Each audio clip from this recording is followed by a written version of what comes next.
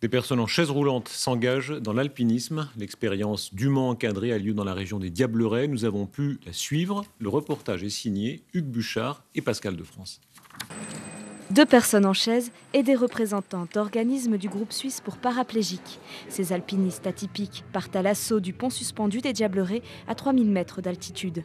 Comme ça fait il n'y a pas longtemps que j'ai eu l'accident, puis que ça fait à peu près 1 an et quelques mois que je suis à la maison, la montagne, je l'ai vécu poussé par mes enfants pour y arriver en haut, sur la chaise.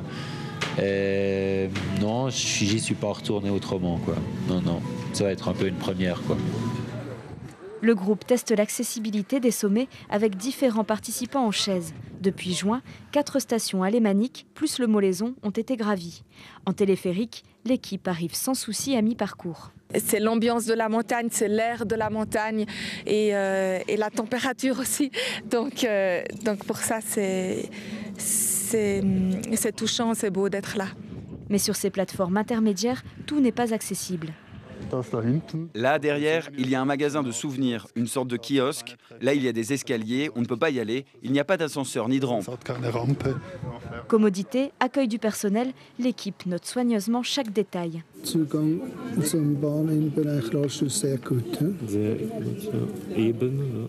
Le compte-rendu détaillé est publié sur ce site en allemand.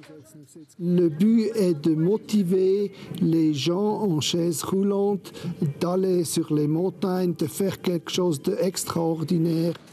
En chaise, l'aventure s'arrête devant ces marches. Mais le groupe est décidé à atteindre malgré tout la passerelle. 1, 2, 3. Des dizaines de marches, le plus grand escalier jamais passé par les porteurs, l'effort physique est au rendez-vous pour tous. C'était sympa d'être sur la passerelle, ça c'était cool. Avec les mouvements, avec le vent et tout, c'était sympa. Puis d'être seul à un moment donné sur la passerelle, c'est...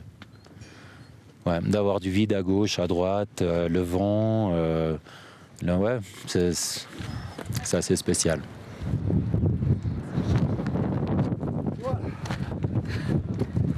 Et voilà, la vraie montagne.